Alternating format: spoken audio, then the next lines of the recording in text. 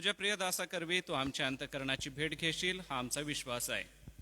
दे बापा आमचे वक्ते रेव्हरंड शेजुळे साहेब यांना तुझी कृपा तुझा अनुग्रह दे व जे शिकवत आहेत ते समजून घेण्यासाठी व त्यानुसार जीवन जगण्यासाठी, सोबतच ज्या मंडळीमध्ये आम्ही आहोत त्या मंडळीचं वडीलपण, त्या मंडळीचं पाळकपण करीत असताना लागणाऱ्या सर्व प्रकारचा पुरवठा आजच्या अध्ययनाद्वारे आम्हा सगळ्यांना कर. सर्व तांत्रिक अडचणीपासून संरक्षण देऊन आज दिवसभरातल्या सर्व सेशन्सला परमेश्वरा तू आशीर्वादित कर. रात्री दिलेल्या विश्रांतीबद्दल आम्ही आभार मानतो व आजच्या दिवसाला तुझ्या नावात सुरुवात करतो. आम्हा सहाय्य कर पित्या. प्रार्थना ख्रिस्त येशूच्या नावाने केली म्हणून तो ऐक. आमेन. पुन्हा एक वार मी सगळ्यांच्या वतीने रेव्हरंड शेजुळे पाळक साहेबांचं ख्रिस्त येशूत स्वागत करतो व पुढील वेळ अध्ययनासाठी मी त्यांना आमंत्रित करतो.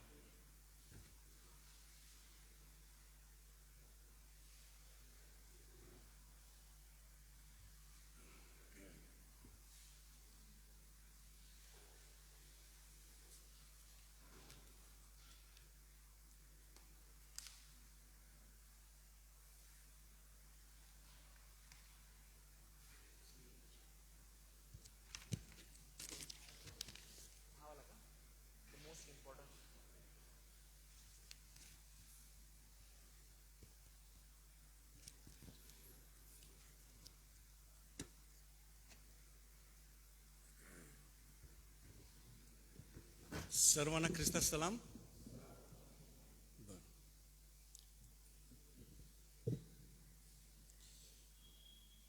बर, काल आपण मुख्य दोन विषय बघितले, पाप आणि देवाचं वचन.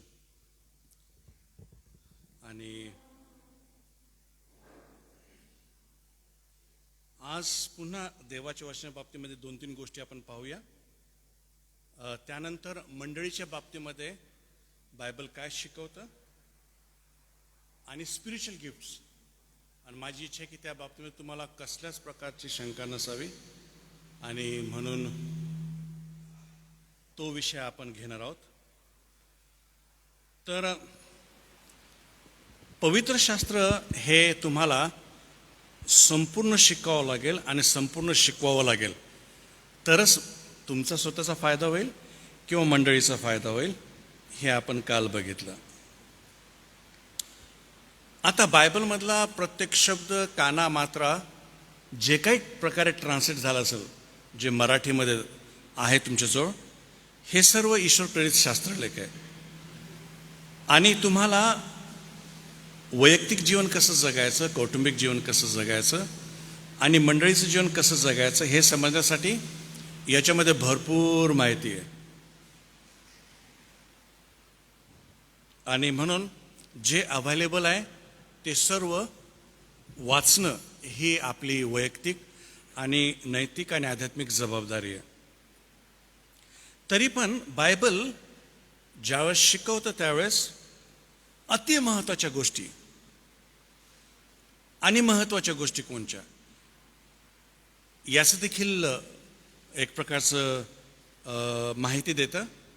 आणि म्हणून कशा ओळखायच्या, अति महत्त्वाच्या गोष्टी कोणत्या आहे आणि त्या अति महत्त्वाच्या गोष्टीला कसं धरून राहायचं याच्या बाबतीत आपण पुढचे मला वाटतं 10-15 मिनटं घेणार आहोत. आता तुम्ही काढा सर्वात पहिलं वचन, अनुवाद याचा 10वा अध्याय आणि वचन 12 आणि 13. अनुवाद 10, 12 आणि 13. अनुवाद 10, 12 आणि 13. तर आता हे इस्रायला, तू आपला देव परमेश्वर याचे भय धरावे, त्याच्या सर्व मार्गाने चालावे, त्याच्यावर प्रीती करावी, पूर्ण मनाने व पूर्ण जीवाने तुझा देव परमेश्वर याची सेवा करावी. आणि परमेश्वराच्या ज्या आज्ञा व विधी मी आज तुझ्या बऱ्यासाठी सांगत आहे ते तू पाळावेस. तुझा देव परमेश्वर तुझ्यापासून यापेक्षा जास्त काय मागतो. आता तो फ्रेज बघा, अरे बाबा देव याच्यापेक्षा तू काय मागत आहे, काहीच नाही मागू राहिला, एवढंच कर, असं त्याचा अर्थ आहे. मग लगेच समजायचं आपण की अरे हे वचन अति महत्वाचं आहे. आणि मग अशा वचनांना आपण अंडरलाईन करून त्याचं पालन करण्याचा प्रयत्न करा. काय काय करायला सांगितलं त्याने, की तू त्याचं भय धर, त्याच्या मार्गाने चाल, त्याच्यावर प्रीती कर, त्याची सेवा कर, त्याच्या आज्ञा व विधी त्या तू पाळ. याच्यापेक्षा काय देव मागतो? काहीच नाही मागत. आणि म्हणून हे वचन तुमच्यासाठी अंडरलाईन केलेलं असलं पाहिजे. कारण बायबल तुम्हाला इंट्रोड्यूस करतं की अति महत्वाचं काय आहे. ते अति महत्वाच्या गोष्टी मी आता तुमच्यासमोर मांडण्याचा प्रयत्न करत आहे. स्तोत्र याचा 27वा अध्याय आणि वचन 4. स्तोत्र 27:4. परमेश्वराजवळ मी एक वरदान मागितले, त्याच्या प्राप्तीसाठी मी झटेल. ते हे की आयुष्यभर परमेश्वराच्या घरात माझी वस्ती व्हावी, म्हणजे मी परमेश्वराचे मनोहर रूप पाहत राहील. एकच गोष्ट मागतो देवा, फक्त एकच गोष्ट मागतो. आणि हे तुम्ही त्या कन्क्लुजन पर्यंत त्यावेळेस येता, किंवा तुम्ही त्या एका डिसिजन पर्यंत त्यावेळेस येता ज्यावेळेस तुम्हाला सर्व माहित आहे. आणि ज्यावेळेस तुम्हाला सर्व माहित आहे, मग हळूहळू तुम्हाला कळतं की याच्यामधल्या महत्वाच्या गोष्टी कोणत्या आहेत, याच्यामधल्या अति महत्वाच्या गोष्टी कोणत्या आहेत. आणि मग शेवटी तुम्ही एका गोष्टीवरती येता. आणि मग त्याला कळतं की बस ही जर गोष्ट मला कळाली, ही गोष्ट प्राप्त झाली, सगळं भेटलं, मग अशी वचनं अंडरलाईन करायची. हा एकच वरदान मागत आहे. आणि ते वरदान आहे की प्रभू मी, आणि त्याच्या प्राप्तीसाठी झटेन. बरं, यासाठी झटावं लागतं. आयुष्यभर परमेश्वराच्या घरात माझी वस्ती व्हावी आणि परमेश्वराच्या मनावर पाहत राहावं. मंदिर, तर मंदिर परमेश्वराचं घर हे ते ठिकाण आहे. बस तिथं मला उपस्थिती देवाची मिळावी, एकाच गोष्टीची गरज आहे. तर ते अंडरलाईन करणं फार आवश्यक आहे. त्यानंतर उपदेशक याचा 12वा अध्याय आणि 13वं वचन. उपदेशक 12:13. आता सर्व काही तुम्ही ऐकले, सर्वांचे सार हे की देवाचं भय धर व त्याच्या आज्ञा पाळ. मनुष्य कर्तव्य काय ते एवढेच आहे. दोनच गोष्टीची गरज आहे.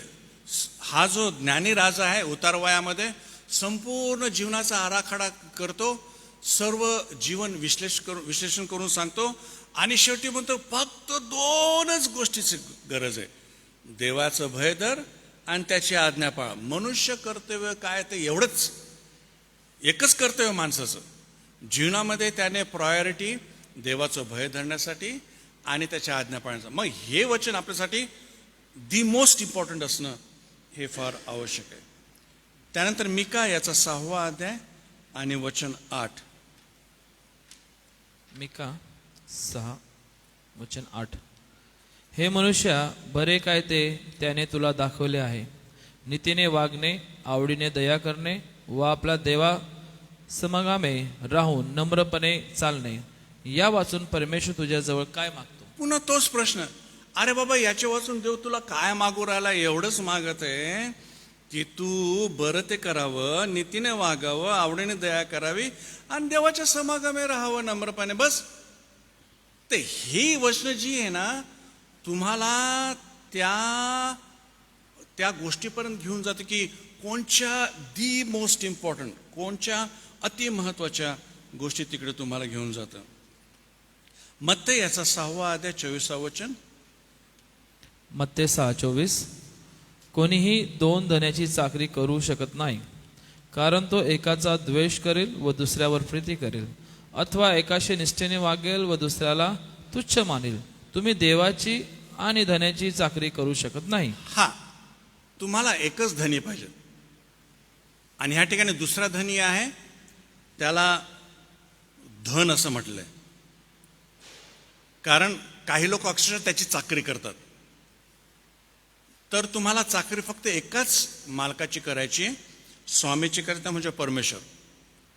मग परमेश्वर तुम्हाला धन देईल ना, काही प्रॉब्लेम नाही आहे.